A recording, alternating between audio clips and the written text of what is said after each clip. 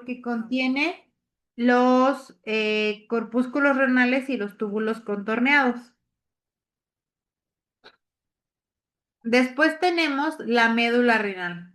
En la médula renal es donde tenemos las pirámides renales eh, que están separadas por corteza renal o columnas renales. El vértice de la pirámide se dirige hacia la pelvis y se abre a los cálices mayores por medio de láminas perforadas, que es el área cribosa. Cada pirámide está rodeada por tejido cortical. Em, y cada parte forma un lóbulo renal. Los lóbulos se dividen en lobulillos.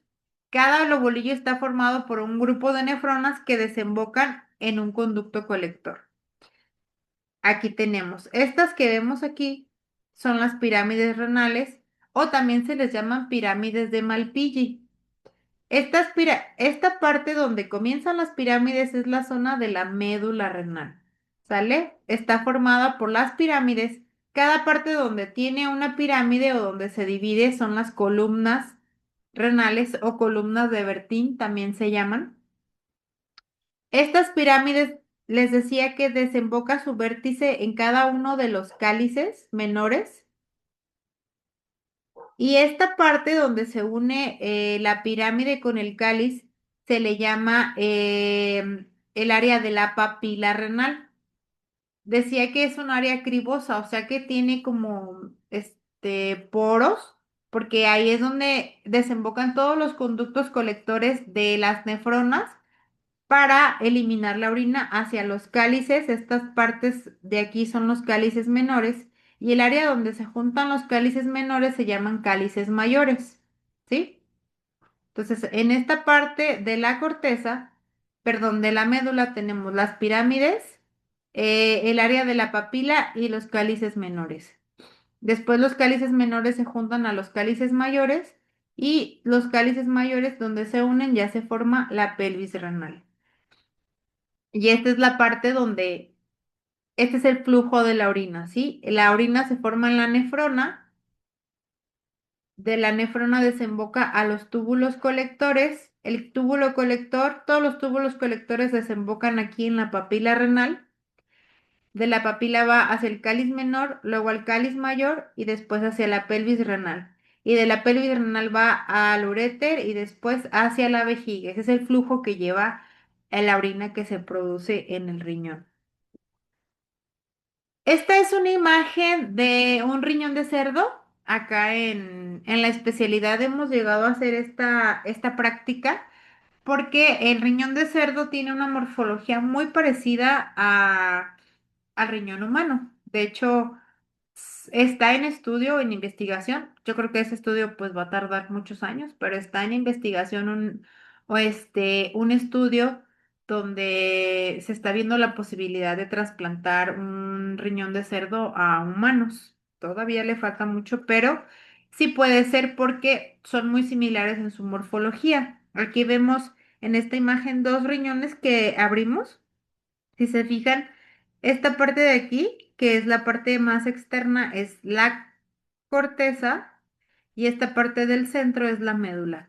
Si alcanzan a ver aquí, tiene un poquito más de grasita este riñón, pero estas bolitas, puntitos que ven aquí, son las pirámides de Malpighi. Y cada una de las pirámides desembocan aquí a sus cálices.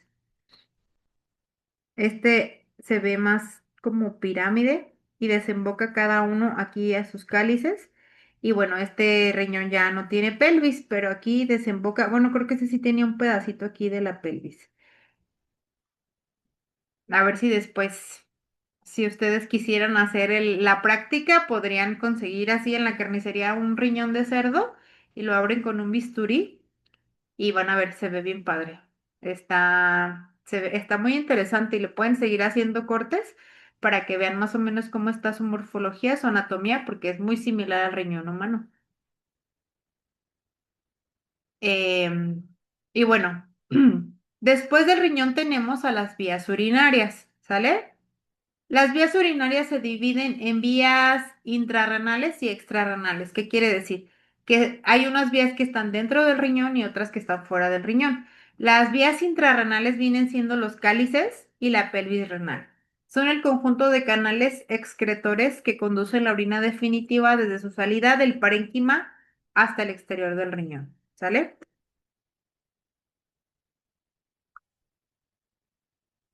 Los cálices menores son estructuras que se alcanzan a ver visiblemente, que tienen forma de copas y se sitúan en el seno renal. Estos recogen la orina que proceden de los conductos papilares, que les decía que desembocan de la papila renal, que es un vértice agujereado o poroso de cada una de las pirámides. En cada riñón hay tantos cálices como pirámides. Puede haber desde 8 hasta 18 pirámides y cálices. Y los cálices mayores están de 2 a 3, o sea que es la zona donde se unen los cálices menores. Conducen la orina de los cálices menores a la pelvis renal. Aquí otra vez se los enseño. Está las pirámides renales o pirámides de Malpighi. Los conductos colectores de las nefronas desembocan en esta parte que es la papila renal. De la papila renal pasa al cáliz menor, luego los cálices mayores y luego hacia la pelvis, hacia el uréter y la vejiga.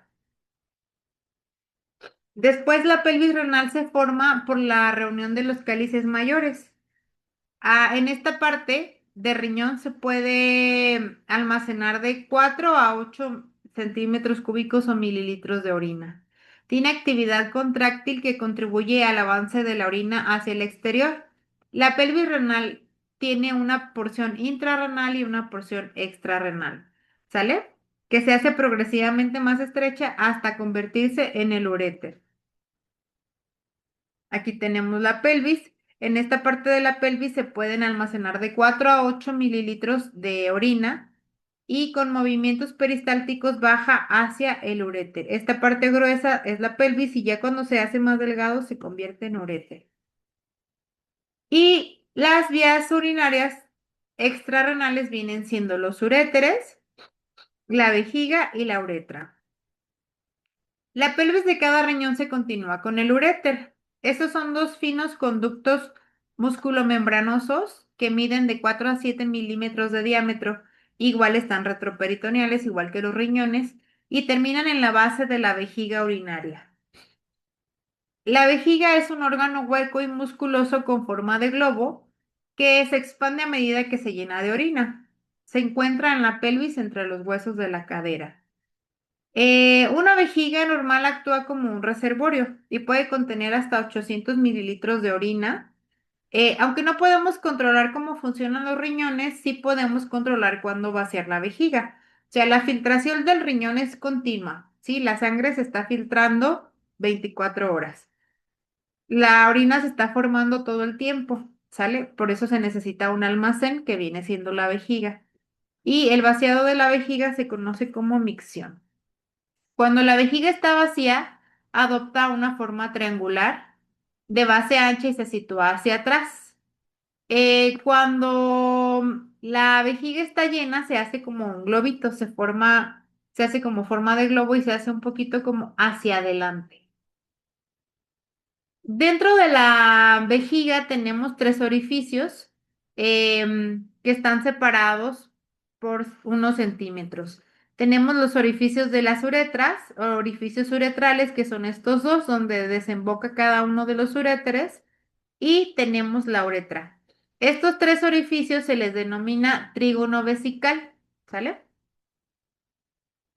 Y la uretra es un tubo que está ubicado en la parte inferior de la vejiga que permite que la orina salga del cuerpo durante la micción.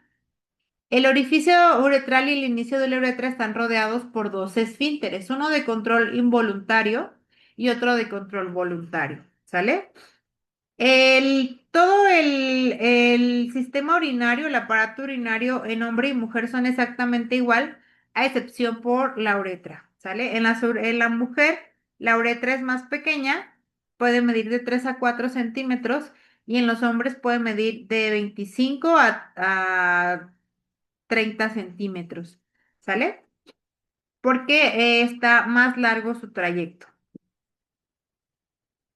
En las vías urinarias incluyen dos conjuntos de músculos que trabajan juntos como un esfínter, cerrando la uretra para mantener la orina en la vejiga entre las micciones.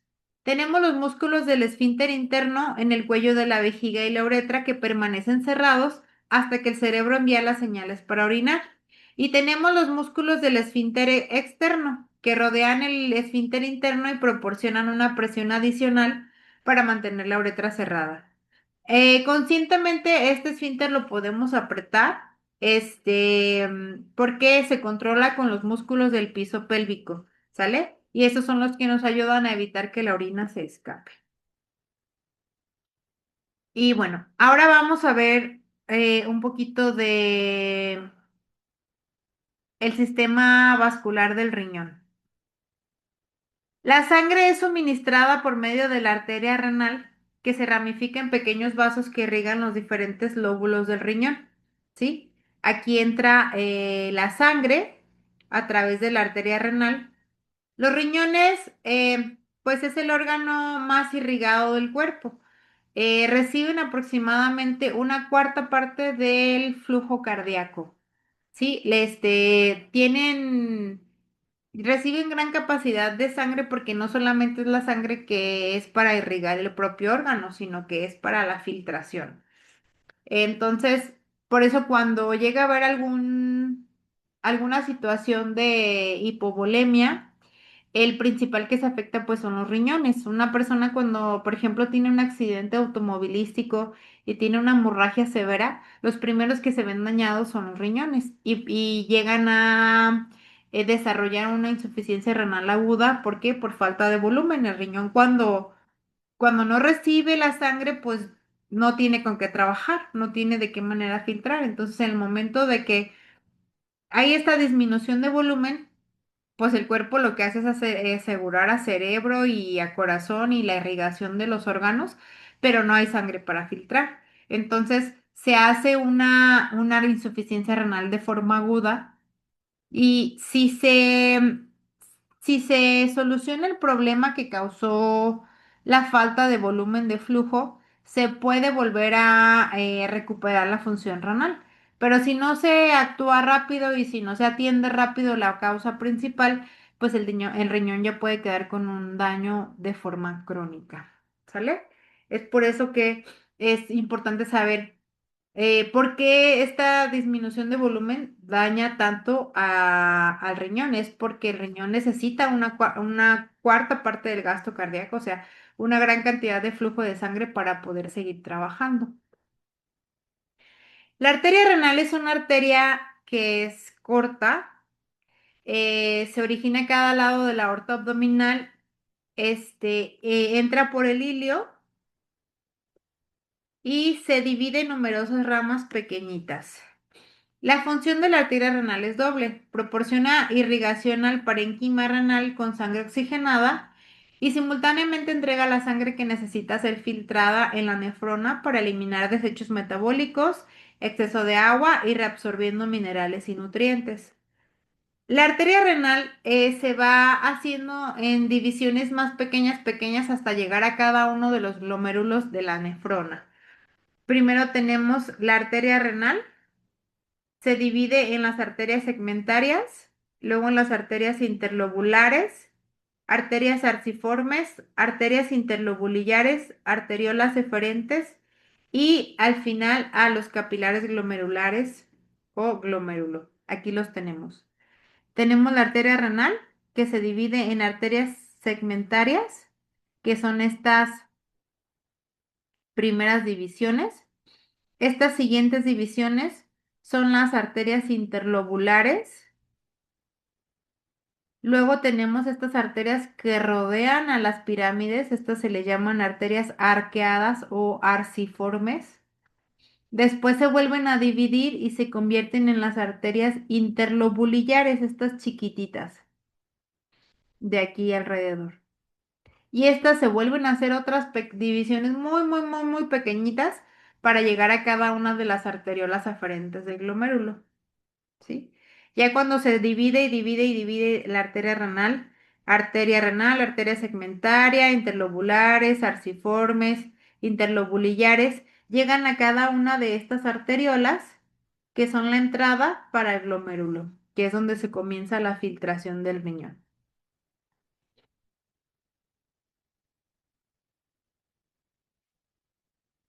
Después tenemos a la par el sistema venoso. La vena renal es un vaso sanguíneo que está emparejado asimétricamente con la arteria renal. Transporta sangre desoxigenada desde el interior del riñón hacia la cava inferior. Sangre desoxigenada y sangre ya filtrada.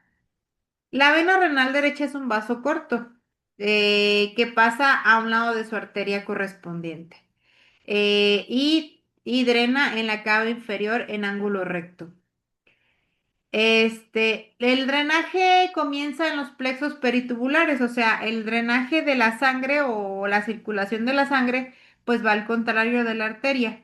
Inicia en cada uno de los plexos peritubulares, después se convierten en las venas interlobulillares, después esas se anastomosan y se convierten en las venas arciformes, y después esas se convierten en las interlobulares, y después se convierten en la vena renal.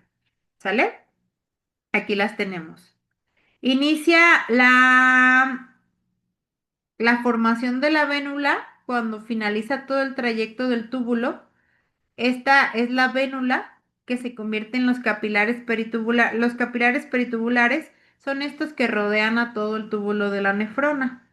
Después se convierten en las venas interlobulillares, que son estas pequeñas de aquí. Después se anastomosan y se convierten en las venas arciformes o arqueadas, que son las que rodean el, cada una de las pirámides. Después se anastomosan y se convierten en las venas interlobulares, después las venas segmentarias y al final en la vena renal. ¿Tenemos alguna duda hasta aquí, chicos? ¿Todo bien? No, Todo todo bien, está todo bien. entendible. Gracias. Gracias. Sí, todo bien. Bueno, entonces continuamos con la fisiología renal. La fisiología renal, pues es un proceso complejo, pero es la manera en cómo dentro de la unidad funcional del riñón de las nefronas se da todo el proceso de filtración, secreción y reabsorción.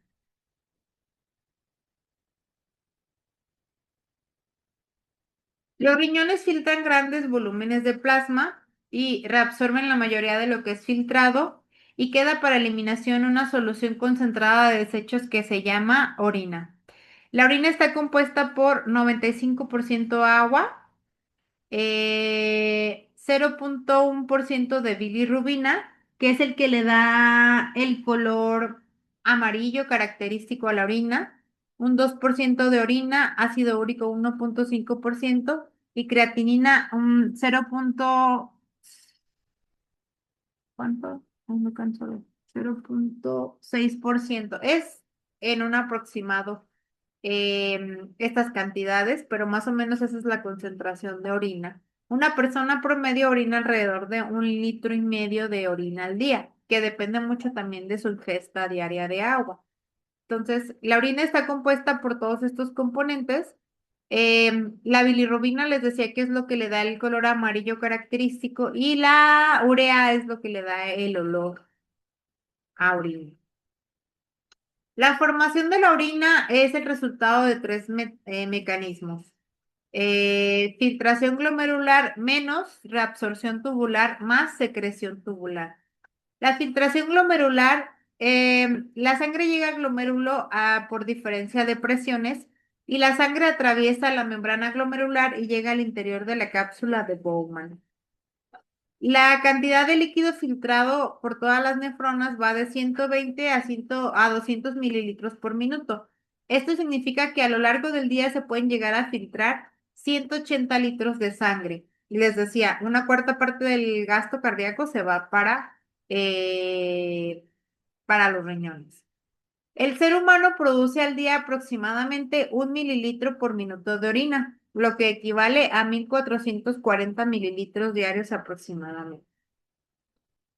Cuando todo el filtrado glomerular pasa por los túbulos, atraviesa el túbulo proximal, el asa de Henle, el túbulo distal, el túbulo colector, antes de ser eliminado como orina. A lo largo de este recorrido hay sustancias que se reabsorben de lo que se filtró la mayor parte se reabsorbe y regresa a la sangre.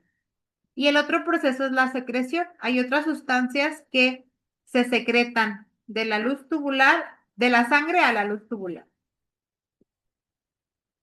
La orina es filtrada por el glomérulo y es recogida en el espacio confinado por la cápsula de Bowman.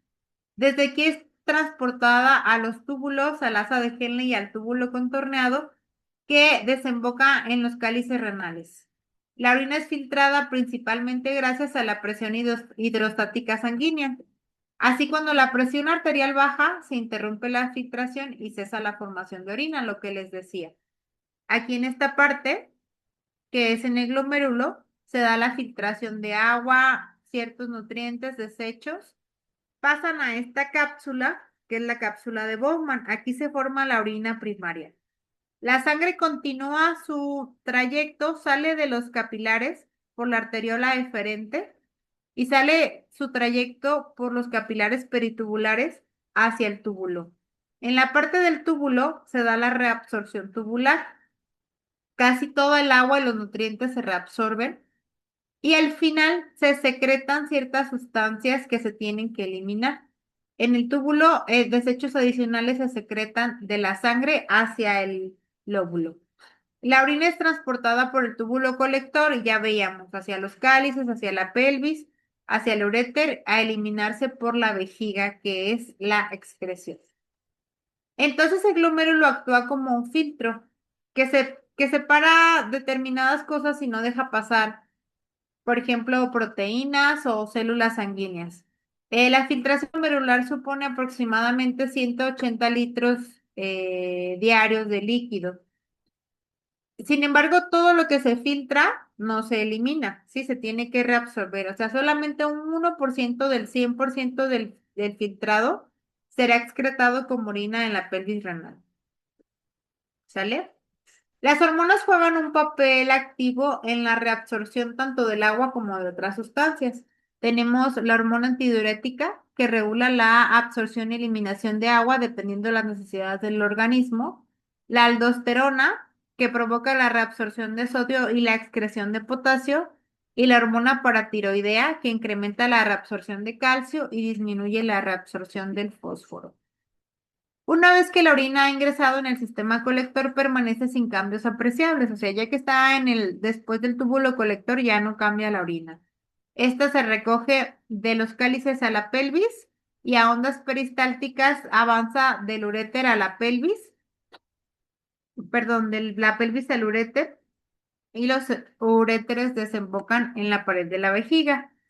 En condiciones normales, la orina pasa a través del orificio de la uretra en una sola dirección hacia la vejiga. Si la presión vesical aumenta, el tejido musculoso del uréter es presionado contra la pared, previniendo el retorno de la orina o el reflujo vésico-uretral, que algunos pacientes pueden presentarlo, pero eso ya no es normal. Las fibras sensitivas que transmiten las correspondientes sensaciones a partir de la vejiga corresponden con el sistema nervioso parasimpático, a través de impulsos que llegan a la médula espinal. Dentro de la médula espinal existen fibras que conectan el centro primario con centros más altos, que permiten la supresión o inhibición de la urgencia de orinar. Entonces, para orinar, el cerebro envía las señales de los esfínteres para que se relajen, ¿sí? Luego envía una señal a la pared muscular de la vejiga para que se contraiga, expulsando la orina a través de la uretra. Entonces, el cerebro manda la señal por el sistema nervioso y la médula espinal. Envía esas señales hasta la vejiga y le da la señal de que ya se puede relajar para eliminar esa orina. ¿Sale? Entonces, bueno, vemos que donde se da todo el proceso fisiológico, toda la fisiología del riñón es en su unidad funcional que viene siendo la nefrona. ¿Sí? Cada riñón contiene un aproximado de 1 millón de nefronas.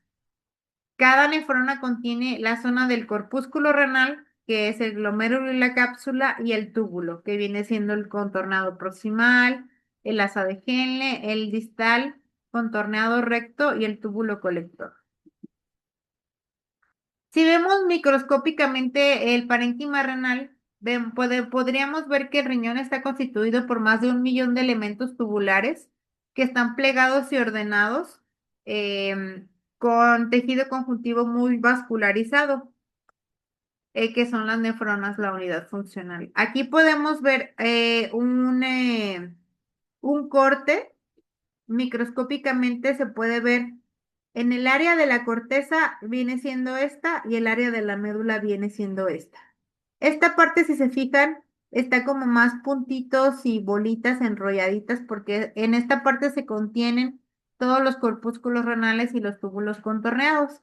Y en la parte de la médula, que viene siendo esta pirámide, desembocan, son las asas de Henle y los túbulos colectores.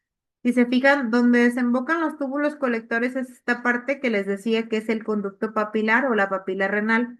Es un área cribosa, o sea que está porosa porque esta se une al cáliz menor y por aquí se elimina, por aquí va saliendo toda la orina que se va formando de todas estas nefronas. ¿Sale? Entonces, si lo pudiéramos ver de forma microscópica, así lo veríamos, ¿sale? Es la parte de la corteza y la parte de la médula. Se ven diferentes porque contienen diferentes partes de la nefrona. Existen dos tipos de nefronas. Las nefronas corticales, que son el 80% aproximadamente del total de las nefronas, y las nefronas yuxtamedulares. Aquí está. La nefrona cortical tiene su mayor parte de su cuerpo en el área de la corteza y solamente un pedacito del asa de Henle llega hasta la médula. Y la nefrona yuxtamedular igual está en la corteza, pero más pegada a la zona de la médula, por eso se llama yuxtamedular. Una parte, su corpúsculo y su túbulo contorneado proximal están en la corteza y lo que queda de su trayecto su asa de Henle y túbulo recto se encuentran en la médula. Y todas estas nefronas están acomodaditas de tal manera que se van uniendo en estos conductos colectores, que es donde se va recogiendo la orina que se produce en ese millón de nefronas. Veamos que cada nefrona está constituida por su corpúsculo renal y su túbulo renal. El corpúsculo renal es el aparato de filtración de la nefrona. Contiene el glomérulo y la cápsula de Bowman.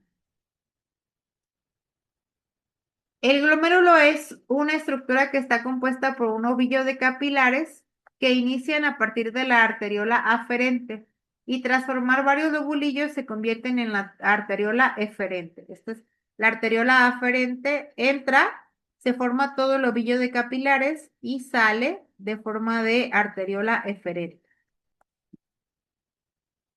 La pared del glomérulo tiene diferentes capas, está formada por células endoteliales, membrana basal y célula epitelial, que a través de estas capas, de estas membranas, se filtra la sangre para pasar por el interior de los capilares para formar la orina primitiva. Em, la orina que se forma en estas capas de la membrana del glomérulo se pasa a esta cápsula, ¿sale? La sangre que ya fue filtrada regresa, ¿sale? El corpúsculo renal es el punto de inicio de formación de la orina. La sangre pasa para formar la orina primaria o el ultrafiltrado. Estas capas o estas partes de la membrana tienen una barrera especial que no permite que pasen ciertas moléculas, depende de su peso molecular. O sea, a través de los poros de esta membrana puede pasar agua, urea, electrolitos, pero no caben, por ejemplo, las células de la sangre, ¿sale? No caben eritrocitos, plaquetas, tampoco proteínas, aminoácidos, ¿sale? Aquí vemos. La pared de los capilares glomerulares tienen unas partes que se llaman los podocitos, que es como estas rayitas de los filtros, que es donde se da la filtración, ¿sale? De la luz del vaso hacia afuera pasan todos esos agua y solutos que les decía, y lo demás se queda adentro de la luz del vaso, lo que no cabe a través de esos poros, igual como en hemodiálisis, ¿no? En hemodiálisis, por dentro del filtro pasa la sangre, por dentro de esas membranas pequeñitas del filtro pasa la sangre, y sus poros son tan pequeñitos que no caben las células sanguíneas ni las proteínas, entonces lo que no debe de filtrarse se queda adentro y lo que sí puede pasar, que es la urea, la creatinina, agua y electrolitos, eso sí puede atravesar la pared de esta membrana, ¿sale? En el caso de hemodiálisis, pues el filtro viene siendo esto, el glomérulo. Funciona como un filtro selectivo. Solamente moléculas, como les decía, de cierta medida caben. Por ejemplo, las células sanguíneas, plaquetas y proteínas no caben a través de la membrana. No debería, ¿sale? Cuando hay una situación que está pasando sangre, ciertos eritrocitos o proteínas a la orina, pues ahí tenemos un problema, ¿verdad? Ese es un indicador importante, por ejemplo, de proteínas en la orina, nos está diciendo que hay algún problema, ¿sale? Entonces, bueno, la filtración glomerular consiste en la formación del ultrafiltrado a partir del plasma que pasa por los capilares glomerulares. Solamente contiene solutos de pequeño tamaño. El, el soluto o la molécula que más fácil se filtra es la urea, igual en hemodiálisis, porque tiene su peso molecular muy pequeño. La filtración es producto de fuerzas físicas. Hay una presión dentro del capilar y una presión dentro de la cápsula de Bowman. La diferencia de esas presiones es lo que hace que se haga posible la filtración. Después que se hace el proceso de la filtración, pasamos al túbulo renal, que es la parte que transforma el ultrafiltrado en la orina ya definitiva al absorber moléculas y secretar sustancias de desecho. El túbulo consta de tres partes: túbulo proximal, asa de Henle y túbulo distal. Los túbulos tienen su parte contorneada y su parte recta. El túbulo proximal es la primera parte del sistema tubular. Tiene segmentos contorneados y rectos. Y esta parte, su tejido, su epitelio está rico en mitocondrias y microvillosidades que le ayuda a la reabsorción y secreción de sustancias.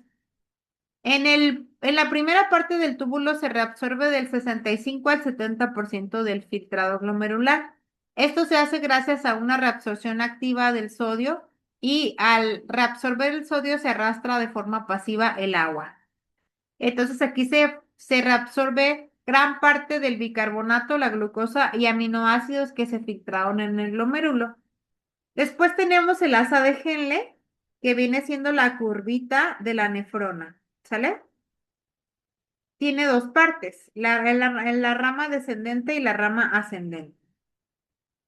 Aquí en el asa de Henle, una parte del asa de Henle, una parte es permeable al agua y otra es menos permeable al agua. Más permeable al agua y menos permeable a solutos, y la siguiente rama es al revés, menos permeable al agua y más permeable a solutos, ¿vale? Aquí vemos en esta imagen que tenemos el asa de Henle, esta parte es más permeable al agua y menos permeable a solutos. Y aquí se reabsorbe menos agua, pero se reabsorben más solutos, principalmente sodio y algunos cloruros. El asa de Henle tiene las características específicas para absorber cierta parte de cloruro y del agua filtrada. Y al final tenemos el túbulo rectal, que consta de segmentos rectos y contorneados. Ambas partes del túbulo distal están compuestas por epitelio cúbico simple, que son muy similares al túbulo proximal. La reabsorción y secreción ocurren aquí en menor grado que en el túbulo proximal. Em, y aquí, en esta parte del túbulo distal, es donde actúa la aldosterona, que es donde da la función de reabsorber, retener o eliminar más o menos sodio. Finalmente, en el túbulo distal, además de secretarse potasio y ciertos hidrogeniones, ayuda a acidificación de la orina al reabsorber lo último que tiene que reabsorber de sodio y de agua. Y al final el sistema colector, el túbulo colector, que son los que transportan la orina desde cada una de los nefronas a los cálices, aquí también se hace la última parte de la reabsorción, o sea, aquí se le da ya la composición final de la orina. Son la última oportunidad para reabsorber agua y electrolitos y es donde actúa la hormona antidiurética, ¿sí? Hasta ahorita en las otras partes del túbulo se daba la reabsorción por ese paso pasivo de sodio y agua a través del túbulo. Pero al final de la nefrona, que es la zona del sistema colector, aquí actúa la hormona antidiurética y aquí es cuando se decide cuánta agua se va y cuánta agua se queda, ¿vale? Aquí tenemos esta imagen donde podemos ver cada una de las partes, ¿sale? Tenemos el glomérulo, el túbulo contorneado proximal, que es donde se da la mayor parte de la reabsorción. Después tenemos el asa de Henle, el túbulo distal y el túbulo colector. En esta imagen podemos ver cuáles son las sustancias que se reabsorben y secretan en cada parte. Cada parte del túbulo se reabsorban diferentes sustancias, por eso cada parte se le llama diferente y tiene su función diferente. En el glomérulo, que esta parte rojita, se da la filtración, ¿sale? Y es así, filtra el glomérulo y aquí en esta parte verde, que es el túbulo contorneado proximal, tenemos estas rayitas que nos habla. La rayita puntuada es la reabsorción y la rayita lisa es lo que se secreta. Entonces, en la primera parte del túbulo se reabsorbe sodio, cloruro, bicarbonato, potasio, agua, glucosa y aminoácidos se reabsorben. O sea, quiere decir, regresan de la luz tubular a la sangre, ¿sí? Y se secretan hidrogeniones y ácidos y bases orgánicas. O sea, se regresan para eliminarse por la orina. Se regresan de la sangre ahora a eliminarse por la orina. En esta parte del túbulo, que es en la rama descendente del asa de Henle, se reabsorbe agua y se secreta sodio, cloruros y urea. Sí, la urea también se viene arrastrada por el agua. Entonces se tiene que regresar porque la urea se tiene que eliminar. La rama ascendente del asa de Henle tenemos que se reabsorbe cloruro y sodio principalmente. Quedamos que aquí casi no se reabsorbe agua, más bien solutos.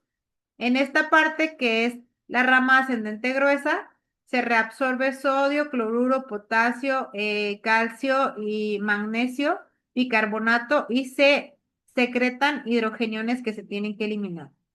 En el túbulo contorneado distal se reabsorbe sodio, cloruro, calcio y magnesio. Y en esta última parte, que es el túbulo distal y el túbulo colector, se sigue reabsorbiendo ciertos electrolitos como sodio, cloruro, calcio, bicarbonato y agua y se secreta hidrogeniones y potasio. En esta última parte es donde se le da el toque final de la concentración de la orina y es en esta parte donde actúa la hormona antidiurética, ¿sí? Para dar ya concentración final de la orina. ¿Sale? ¿Tenemos alguna duda hasta aquí de la fisiología? Yo sé que es un proceso complicado, pero es importante que lo podamos entender para saber cómo funciona el riñón a final de cuentas. ¿Dudas tenemos hasta aquí? No, no, no, hasta el momento no. No.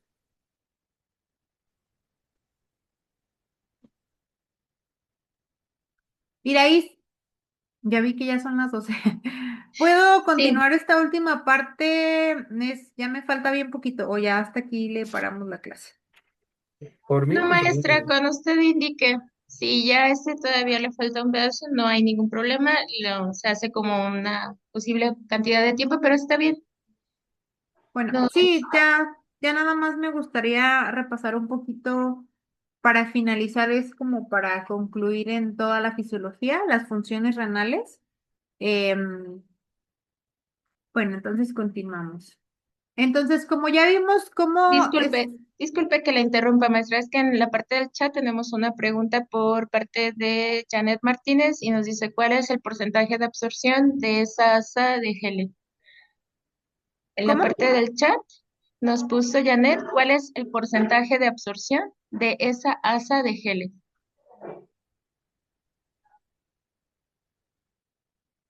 Pues en el asa de geles se reabsorbe muy poco en realidad. No hay un porcentaje exacto de cuánto reabsorbe el asa de geles, pero ya sería un 5 o 10% de lo que se filtra. Porque la mayor parte, decíamos que del 65 al 70% se reabsorbe en el túbulo proximal.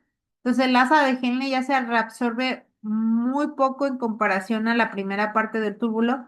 No hay un porcentaje exacto porque depende como de la ingesta de líquidos de la persona y todo eso, pero en esta parte del asa de Henle es más bien como esa parte de reabsorber una parte agua y otra parte solutos, pero no tiene un porcentaje preciso. Digamos que podría ser de un 5 a un 10% porque lo demás se sigue reabsorbiendo en la otra parte del túbulo.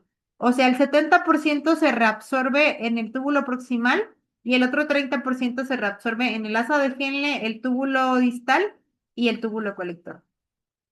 ¿Sale? Mm.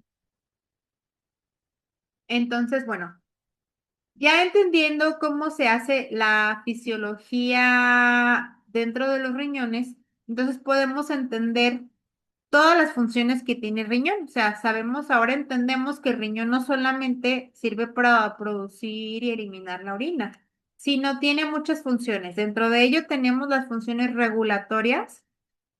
Eh, el riñón hace una función de la regulación de la excreción de agua principalmente, ¿sale? En función del estado de hidratación del individuo, el riñón es capaz de eliminar orina más o menos concentrada, ¿sí? O sea, más diluida o menos diluida. Es una función básicamente que se da en el túbulo renal, porque en el túbulo se decide cuánta orina, cuánta agua se va y cuánta agua se queda. Em, Además de que se da la reabsorción por la cantidad de sodio, la acción de la hormona antidiurética hace más o menos permeable el túbulo al agua, considerando una mayor o menor reabsorción en este segmento. Aquí tenemos, se da la filtración, el glomérulo filtra lo que se filtró pasa al túbulo y el túbulo es el que le da la composición a la sangre y a la orina en cuanto a concentración. La hormona antidiurética es sintetizada por células nerviosas del hipotálamo y se segrega por la hipófisis. El principal estímulo para su secreción es el aumento de la osmolaridad plasmática, aunque también lo estimula la disminución del volumen de líquido extracelular. O sea, depende cómo esté la osmolaridad plasmática. O sea, la osmolaridad es como esa concentración que tiene la sangre, qué tantos solutos tiene en cierta cantidad de agua. Entonces, dependiendo la osmolaridad sanguínea y el volumen de líquido extracelular, se da el estímulo para la secreción, aumento o disminución de la hormona antidiurética. La hormona antidiurética actúa en el túbulo colector haciéndolo más permeable al agua, con lo que la reabsorción aumenta y disminuye la osmolaridad plasmática. Aquí tenemos esta imagen donde vemos que en el hipotálamo se da la señal, ¿sale? Hacia la hipófisis de segrega hormona antidiurética. La hormona antidiurética provoca vasoconstricción vascular y incrementa la permeabilidad al agua en el túbulo colector, ¿sale? Aumenta el volumen intravascular y se activa el reflejo de Gould-Henry que se da en varodetectores en el corazón. Estos son los que dan el estímulo otra vez al hipotálamo para que se dé la señal de segregar de dar la señal a la hipófisis de segregar la hormona antidiurética o de retenerla. ¿Sí? Entonces vemos, cuando una persona tiene algún problema de que está eliminando agua además, dependiendo la situación, que no se está haciendo esta opción, se le puede dar la hormona sintética que viene siendo, que se le llama comúnmente la vasopresina, ¿sale? Que eso es para retener el agua en el cuerpo. A la par de la excreción o la eliminación del agua, tenemos la regulación de la excreción del sodio.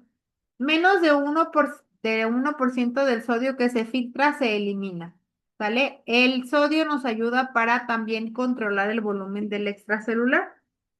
Si el aporte del sodio disminuye, se produce una contracción de este espacio y se estimula la secreción de la renina por el aparato yuxtaglomerular. Este es el proceso del sistema renina-angiotensina-aldosterona que de alguno de ustedes de este proceso hicieron su mapa conceptual. Entonces, ¿cómo funciona el sistema renina-angiotensina-aldosterona? El angiotensinógeno es una enzima que anda ahí en la sangre solito, ¿no? Cuando se convierte en angiotensina 2 perdón, en angiotensina 1, después se une a una enzima para convertirse en angiotensina 2 y provoca vasoconstricción. Eh, Aquí tengo un video, está súper cortito. Ay, no lo puedo ver. Bueno, si quieren les paso el enlace para que ya no se haga más largo. Les paso el enlace de este video. Es un doctor que explica de forma simple todo este proceso del sistema renina-angiotensina-aldosterona, em, de cómo funciona. Sí, es un proceso en cascada parecido a la cascada de coagulación, ¿sí?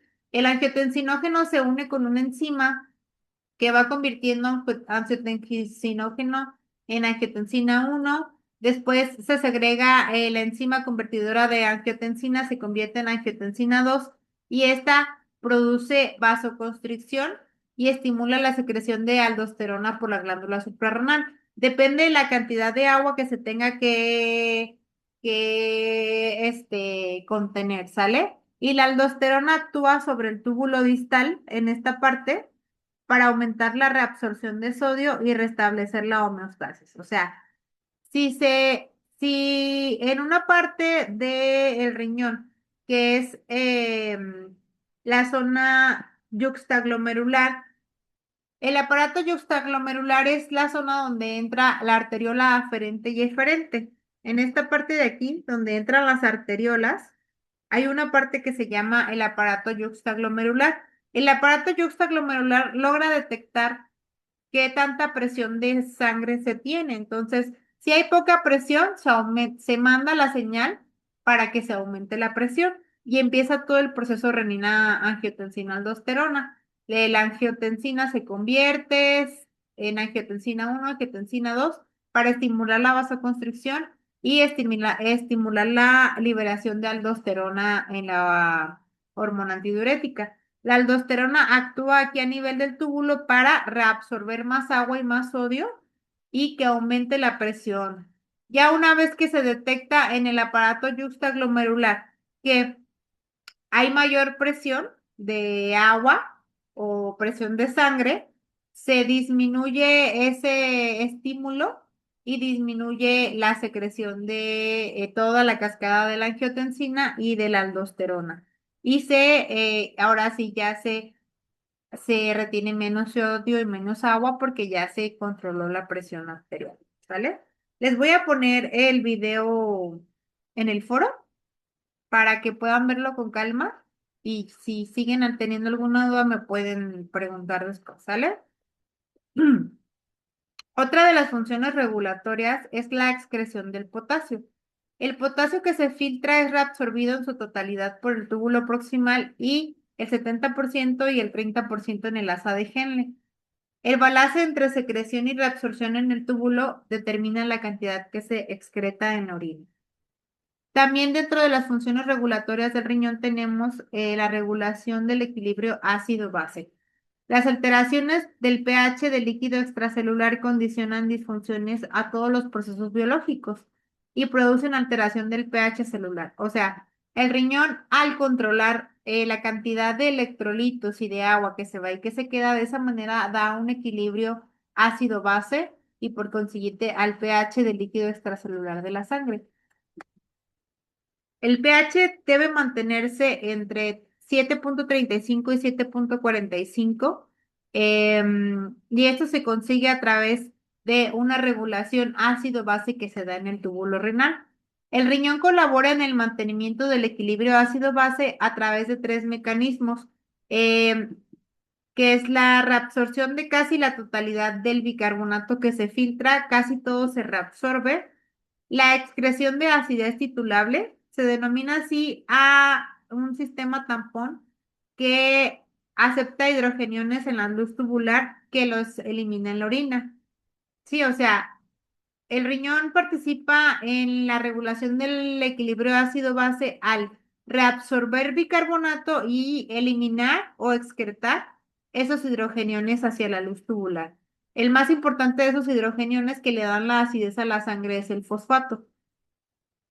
Y también se elimina amonio. ¿Sí? Las células del túbulo proximal sintetizan el amoníaco y pasa a la luz tubular para que se elimine a través de la orina. De esta manera, el riñón controla el equilibrio ácido-base, ¿sale? Reabsorbiendo bicarbonato y eliminando hidrogeniones que se tienen que eliminar, ¿sale? Como el fosfato y el amonio. Luego tenemos las funciones excretoras.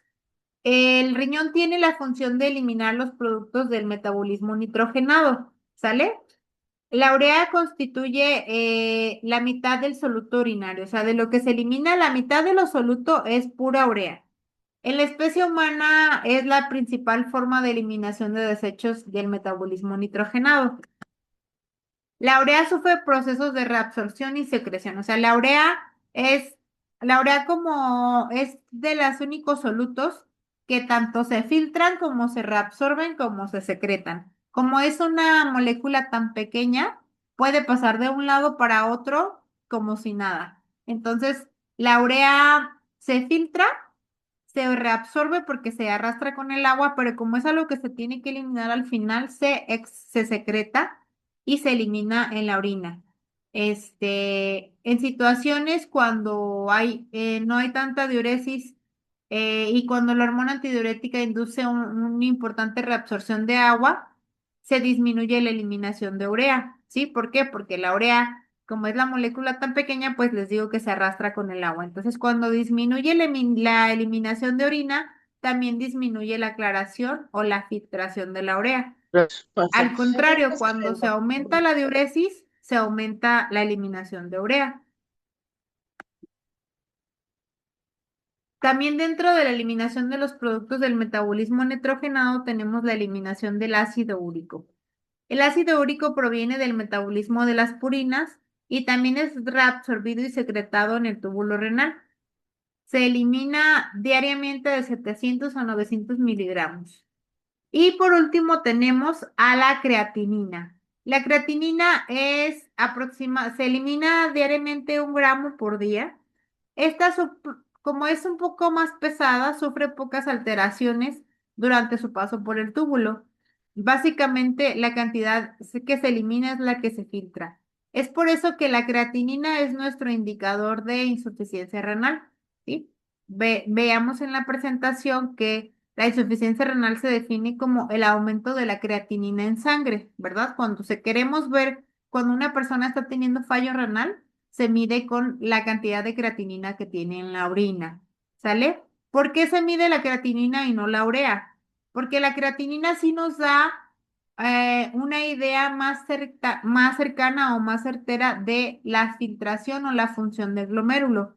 La urea no, porque como se filtra, se reabsorbe y se secreta, no es una cantidad exacta de lo que se está eliminando. Entonces, la creatinina es nuestro indicador para saber la insuficiencia renal que se puede tener o el nivel de fallo renal. ¿Por qué? Porque en un fallo renal de forma crónica se van perdiendo el número funcionales de nefronas. Entonces, al morirse las nefronas, pues también perdemos glomérulos y perdemos filtración. Entonces, la creatinina es nuestro principal indicador de función renal. ¿Por qué? porque se filtra y esa ya no se reabsorbe ni se secreta. Lo que se filtra es lo que se elimina a través de la orina, ¿vale? También el riñón dentro de sus funciones excretoras hace un metabolismo del fósforo y del calcio. Em, el aporte de calcio depende de de la absorción intestinal, pero el riñón también juega un papel importante en su metabolismo. Eh, Además de su papel en la síntesis de la forma activa de la vitamina D, el riñón puede excretar más o menos calcio. La mayor cantidad de calcio filtrado en el glomérulo es reabsorbido en su trayecto tubular y solamente el 1% del calcio se elimina con la orina. La paratormona y el aumento de la reabsorción del calcio es un proceso que están unidos y que disminuyen la calciuria, ¿sale? Contrariamente al calcio, la excreción de fosfatos depende básicamente del riñón.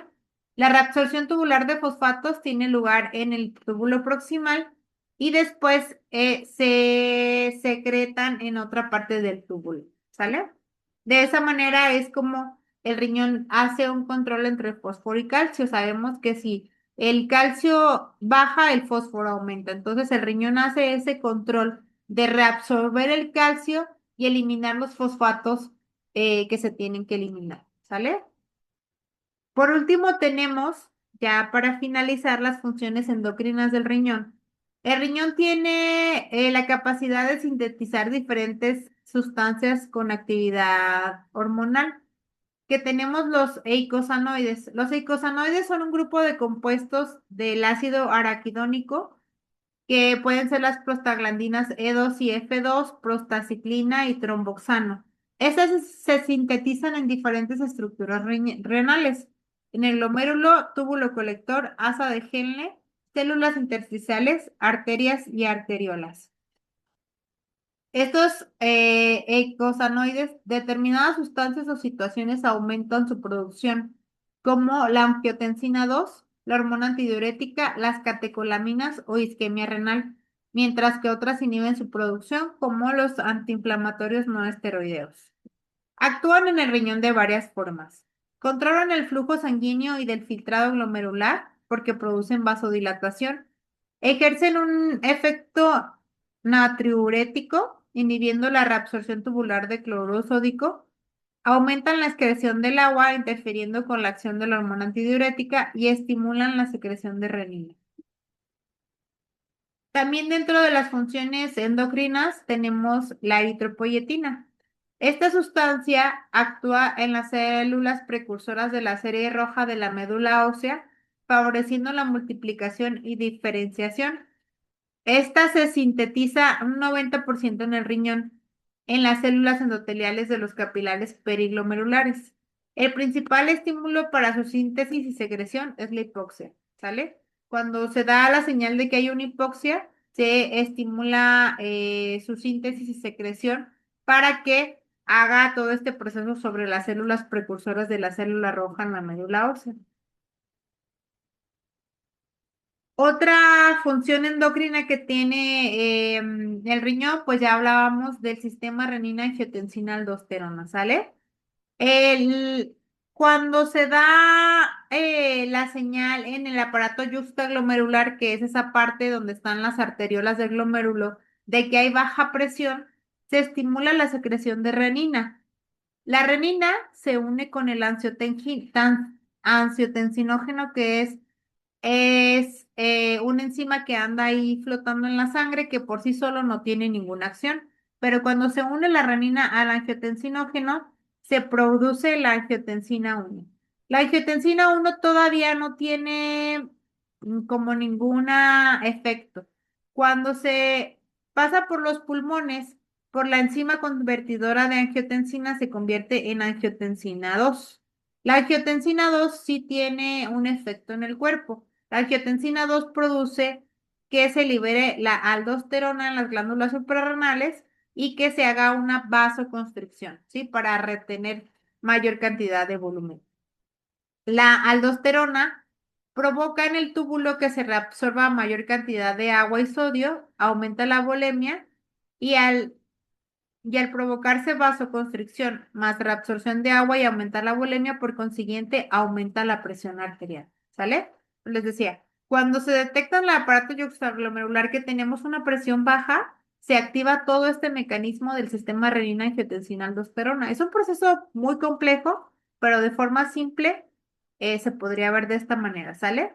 Al darse la señal de que hay baja presión, se libera la renina y se hace toda la cascada de angiotensinógeno, angiotensina 1, enzima convertidora de angiotensina, se convierte en angiotensina 2 y este ya actúa a nivel de la aldosterona y la vasoconstricción. Algunos medicamentos que son antihipertensivos actúan en alguna de las partes de esta cascada. Por ejemplo, hay unos medicamentos que inhiben la liberación de renina o le quitan la conversión de la enzima convertidora, lo quitan este proceso para que no se convierta en angiotensina 2 y no libere aldosterona y no aumente la presión arterial. Entonces, los antihipertensivos depende el tipo de medicamento, pero cada uno actúa en alguna parte de la cascada para evitar que se haga este aumento de presión arterial. Y bueno, por último tenemos las funciones metabólicas del riñón, que tenemos el metabolismo de la vitamina D. El metabolito activo de la vitamina D, que se puede denominar 1.25-OH2-colecalciferol, se forma por acción de una enzima existente en la porción cortical del túbulo renal. Eh, la producción de este metabolismo también es determinado calcitriol y es estimulada por la hipocalcemia, hipofosfatemia y la paratormona. La hipercalcemia, en cambio, inhibe su síntesis, ¿sale? Depende cómo estén los niveles de calcio en el cuerpo, es cuando se produce o no, o se estimula este metabolito. El calcitriol actúa sobre el riñón aumentando la reabsorción de calcio y fósforo y sobre el intestino favoreciendo la reabsorción de calcio y sobre el hueso permitiendo la acción de la paratormona. Su déficit puede producir miopatía y exige niveles mayores de calcemia para que se inhiba su secreción en las glándulas paratiroides. El riñón está implicado y a otra función de metabolismo del riñón es la homeostasis de la glucosa, ¿sale? A través de la gluconeogénesis renal, el consumo de glucosa para satisfacer necesidades energéticas renales y la reabsorción de glucosa en el túbulo proximal. La reabsorción de glucosa es una de las funciones fisiológicas renales de más relevancia, ya que se recupera el 90% de la glucosa filtrada. La orina debe de quedar libre de glucosa para evitar la pérdida de calorías. Aproximadamente un 90% de la glucosa es reabsorbida en el primer segmento del túbulo proximal. O sea, la glucosa que se filtra en el glomérulo, el 90% se reabsorbe. De esta manera, el riñón ayuda a que se pierda estas calorías porque se reabsorbe la mayor parte de la glucosa. Bueno, toda la glucosa que se filtra se tiene que reabsorber. De ahí sabemos que no debe de haber glucosa en la orina, ¿verdad? Si hay glucosa en la orina, ahí tenemos un problema a nivel de túbulo y se tiene que ver qué está pasando, ¿verdad? Entonces, bueno, estas son las funciones, todas las funciones que tiene el riñón. Hay otras funciones más complejas, pero en sí, de forma resumida, digamos, tenemos las funciones regulatorias, excretoras, las funciones endocrinas y las funciones metabólicas. Entonces, el riñón tiene muchas funciones importantes más allá de producir y eliminar la orina. Es por eso que cuando el riñón falla, pues falla todo, ¿no? Falla corazón. ¿Por qué? Porque aumenta la cantidad de líquidos, aumenta la presión arterial. Fallan pulmones. ¿Por qué? Porque aumenta el volumen y se puede ir ese líquido a los pulmones. Falla todo el proceso, puede llegar a fallar hígado, páncreas. ¿Por qué? Porque hay un descontrol. Aparte que los desechos del metabolismo son muy tóxicos, principalmente la urea. Entonces, cuando la urea se concentra de más en el cuerpo, pues llega a ser tóxica a los otros órganos, a la piel, y es por eso que vemos que los pacientes con enfermedad renal, pues su piel huele a orina, ¿sí? Su piel cambia de color y pueden llegar a desarrollar múltiples complicaciones a causa de la uremia. Entonces, el riñón hace, digamos que hace un control, una regulación en todo el cuerpo, ¿no? De agua, de electrolitos, de desechos del metabolismo. Cuando el riñón falla es ahí cuando tenemos todas estas enfermedades renales que también vimos en estos módulos, que son causa de diferentes fallos del riñón, que puede ser fallo agudo, de forma aguda, que les decía que puede ser por alguna situación externa al riñón o de forma crónica, que es cuando ya se empieza a perder la unidad funcional del riñón. Y debido a que fallan todas estas funciones, es por eso que se tienen tantas complicaciones en la enfermedad renal, ¿sale? Y es por eso importante que nosotros como enfermeros conozcamos cómo es la anatomía y la fisiología y todas las funciones que tiene el riñón para saber por qué de la enfermedad renal y para saber por qué hay todos estos cambios y complicaciones en nuestros pacientes. ¿Sale? Ahora sí. ¿Tenemos alguna duda, chicos? Déjenme ver el chat. No, bueno, por mi parte estuvo muy claro. Muy bueno pues,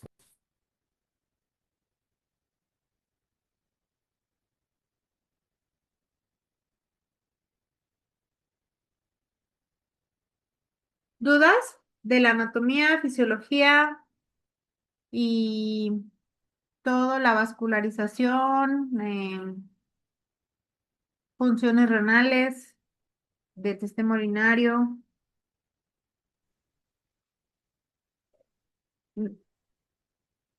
ninguna, ¿Todo está claro? muchas gracias. Estuvo muy claro todo de mi parte. Bueno, muy bien. Muy bien, gracias. Gracias por comentar, chicos. Nos colocan algunas en la parte del chat, maestra, y ¿Qué me decía aquí? paso. ¿Que fósforo qué? Ajá, Pues, yo le- el fósforo es algo es igual a un calcio bajo. Pues van de la mano, sí, van de la mano este proceso fósforo-calcio. Es un proceso muy complejo, pero va de la mano, ¿no? Normalmente cuando, más que nada en los pacientes con enfermedad renal, cuando su calcio está bajo, su fósforo tiende a aumentar.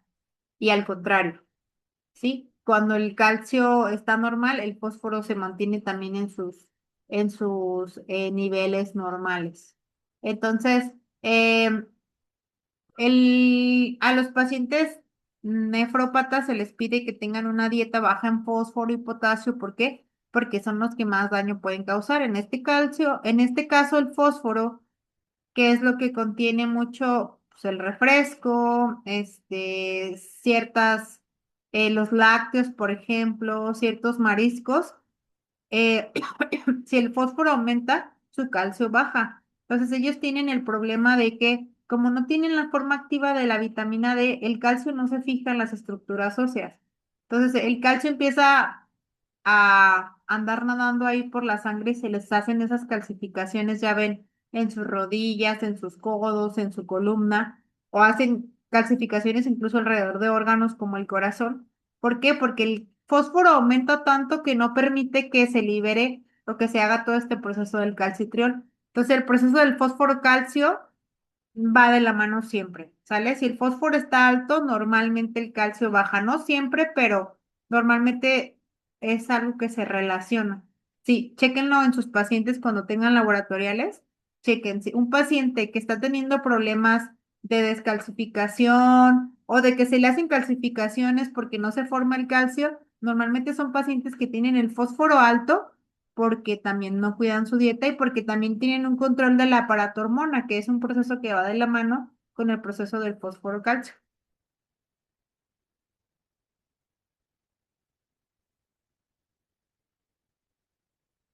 De hecho, después pone